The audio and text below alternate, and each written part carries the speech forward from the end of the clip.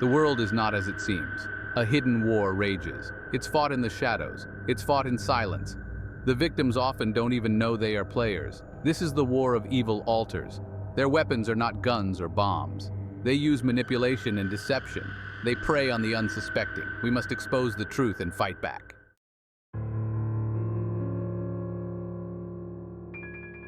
Evil altars are real. They can be found in homes, businesses, even places of worship, often disguised as something harmless, a family tradition, a cultural practice, a spiritual pursuit. But beneath the surface lies something sinister. These altars connect the physical world to the spiritual realm. They promise blessings but deliver curses. They lure people in with promises of power, wealth, or love. But the price they demand is steep.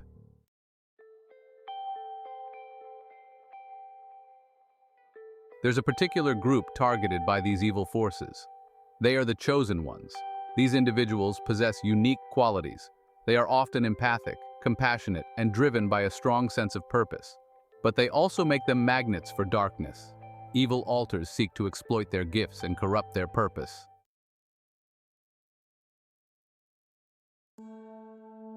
Evil altars thrive on secrecy. They whisper from the shadows. Their origins are shrouded in mystery.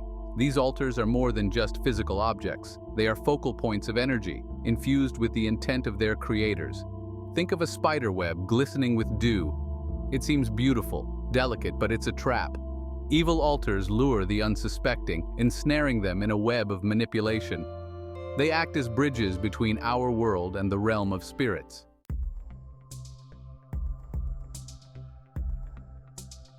Evil altars are found across the globe, in various forms. In some cultures, they take the form of elaborate shrines. In others, they are more subtle, a collection of seemingly innocuous objects. When manipulated by those with dark intentions, they become instruments of harm. Their purpose remains the same: to channel malevolent energy. They can affect every aspect of a person's life. Those who dabble in these dark arts crave power.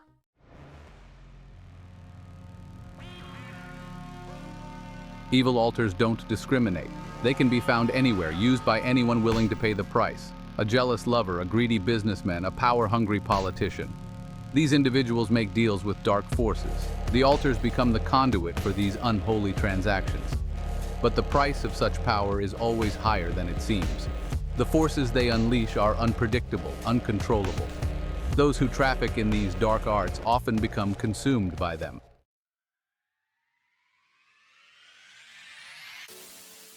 Who are these chosen ones? They are everyday people.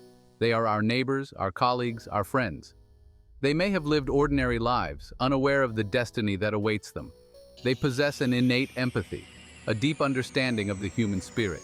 They are natural healers, leaders, and artists. Their gifts are not always obvious. Their presence alone can be a source of comfort and inspiration. This inner light attracts both benevolent and malevolent forces.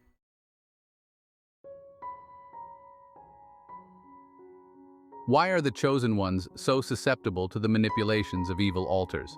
They see the good in others, even when it is not readily apparent. They are trusting, often to a fault.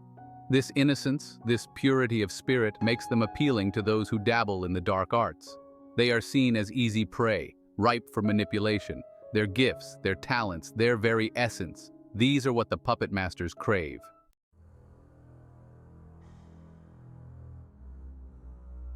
The manipulation often begins subtly: a chance encounter with a charismatic stranger, an unexpected opportunity that seems too good to be true. They are drawn into a web of deceit, spun with promises of love, wealth, or power.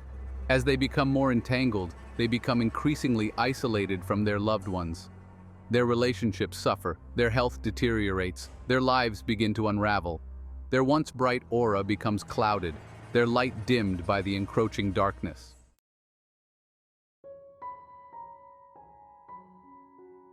They may not even realize what is happening. They may attribute their misfortunes to bad luck, stress, or even their own perceived failings. This is precisely what the puppet masters are counting on. They rely on the ignorance of their victims. By the time the chosen ones realize they are in danger, it is often too late. The consequences of falling prey to these evil manipulations can be devastating.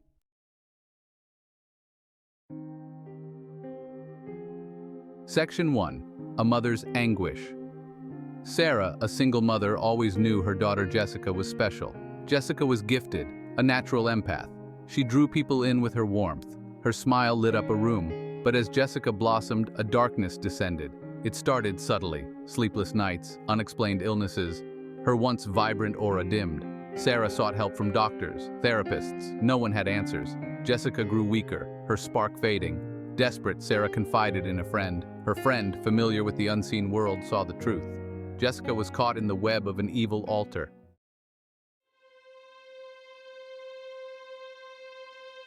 Section 2. The Rising Star, Dimmed. Daniel was a rising star, a young entrepreneur with a Midas touch. He had a vision, a drive that was contagious. Success came easily. Then it all began to crumble. His health deteriorated, his business ventures failed, his relationships turned toxic. Friends whispered about a curse. Daniel scoffed. He was a man of logic, of reason. But deep down, a seed of doubt was planted. He consulted with spiritual advisors, hesitant but desperate.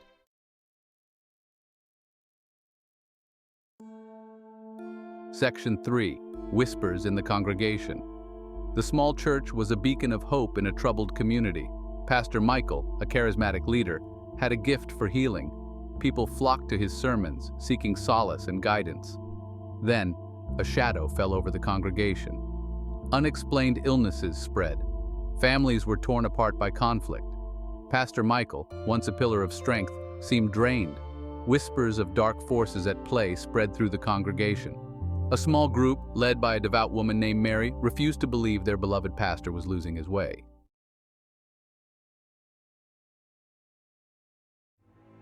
John was at the pinnacle of his career. A ruthless CEO, he commanded respect, even fear. His ambition knew no bounds, but John's success came at a price. He made enemies, powerful enemies, enemies who sought to destroy him. John's downfall was swift and brutal. His health failed, his marriage crumbled, his empire collapsed. Whispers of sabotage and betrayal followed him like a shadow.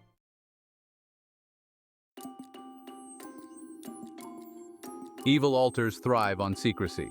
They hide in plain sight, masquerading as harmless objects, rituals, or even beliefs. Unmasking them requires vigilance, a keen eye for detail, a willingness to question the seemingly innocuous. Look beyond the surface. Trust your instincts. Do certain objects evoke unease, a knot in your stomach, a sudden chill? These are not mere superstitions. They are warnings.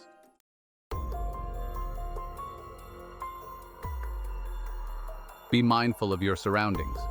Evil altars often leave subtle traces, a lingering smell of incense or herbs, unexplained stains or markings, objects arranged in unusual patterns. These can be signs of ritualistic activity. Pay attention to gifts, especially unsolicited ones, objects with unknown origins or purposes. They can be carriers of negative energy, tools for manipulation and control. If a gift feels off, trust your instincts. Don't bring it into your home. Be cautious of individuals who promote secrecy, who discourage questioning, who claim to have special knowledge or powers. These are classic signs of a cult mentality, a breeding ground for manipulation and abuse. Remember, true spiritual guidance should empower, not control. It should foster love and compassion, not fear and obedience. If something feels wrong, it probably is. Don't be afraid to walk away.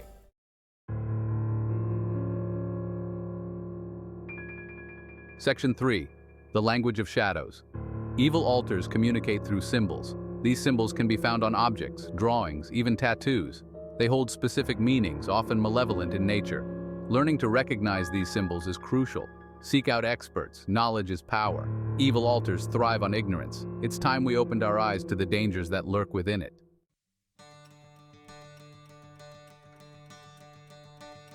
Section 4. The Power Within. The good news is, we are not powerless. We all possess an inner strength, an innate ability to resist manipulation, to shield ourselves from harm. This power lies within our own spirit, our connection to the divine. Strengthen your spiritual core through prayer, meditation, connection with nature. The stronger your spirit, the more resistant you become to negative influences. The harder it is for evil to take root. Surround yourself with positive energy. Seek out like-minded individuals, those who uplift and inspire. Avoid those who drain your energy, who sow seeds of doubt and negativity. Remember, you become who you surround yourself with. Trust your instincts. If something feels wrong, it probably is. Don't be afraid to speak up, to seek help, to walk away from situations that feel unsafe. Your intuition is your guide, your protector. Listen to it.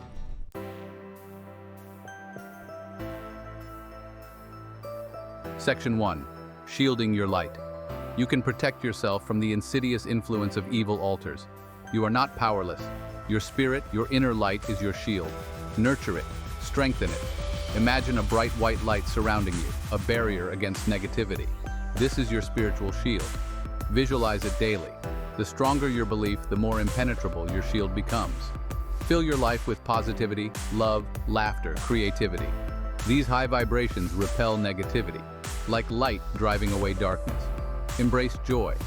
It's not frivolous. It's a powerful weapon against the forces that seek to dim your light.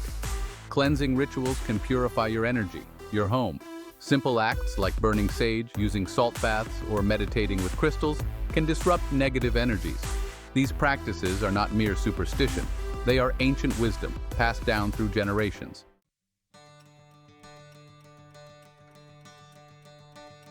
Strength in unity. You don't have to fight this battle alone. Seek out like-minded individuals, those who understand the reality of the unseen world. Form a circle of trust, a community of support. Share your experiences, your knowledge, your strength. Together, you are stronger. Remember Sarah, the mother who fought for her daughter? She found strength in her community. They rallied around her, offering support, guidance, and love. Support those who have been targeted by evil altars. Offer them compassion, not judgment. They are not weak, they are victims of a hidden enemy. Your love and understanding can be a lifeline, helping them find their way back to the light. Connect with your spirituality. Whatever your faith, your belief system, deepen your connection to the divine. Prayer, meditation, and acts of service can strengthen your spirit, making you less susceptible to negative influences.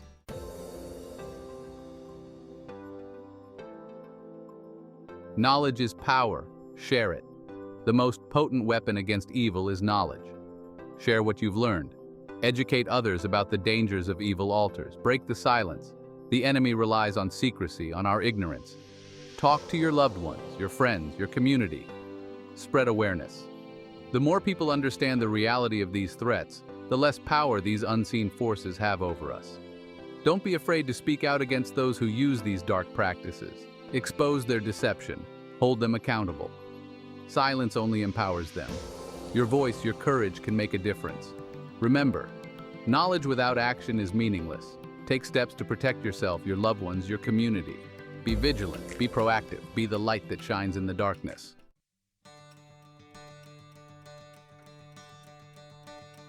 The war against evil is being fought every day, in the shadows, in the quiet corners of our lives. It's a war we can win, but only if we acknowledge the enemy, understand its tactics, and stand together in defiance. This is a call to action. Educate yourself, empower yourself, reach out to others.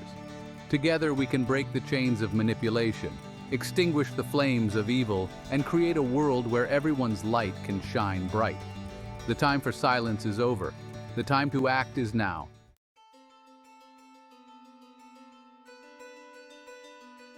We've journeyed deep into the shadows, explored the insidious world of evil altars.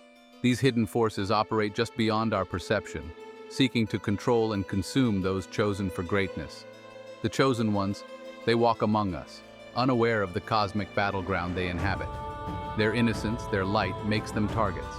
But we must remember, darkness cannot exist without light. It is the light within each of us that these forces crave. They cannot create, only corrupt. Understanding this is the first step towards protection.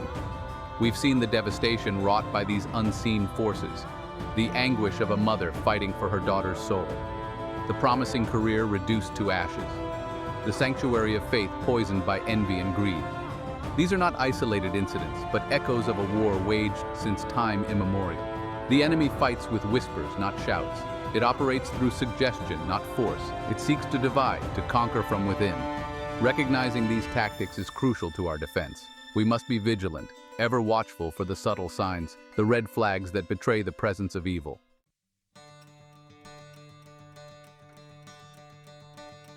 But despair is not an option. Fear is the enemy's weapon, not ours. We are not helpless victims. Within each of us resides a wellspring of strength, a beacon of light. This is our birthright, our power. We must nurture our inner light through prayer, meditation, connection with nature. Negativity cannot take root in a heart filled with love. This is not a solitary struggle. We are part of something larger, a community of souls. Reach out to one another. Share your stories, your fears, your triumphs. In unity, we find strength and support. The battle against evil is not fought on a distant battlefield, but within each of us, every single day. We must make the choice to resist, to nurture our light, to stand together. This is not just about protecting ourselves, but about safeguarding our families, our communities, our world. The future hinges on our awareness, our courage, our unwavering commitment to the light. Together, let us banish the shadows and usher in a new dawn.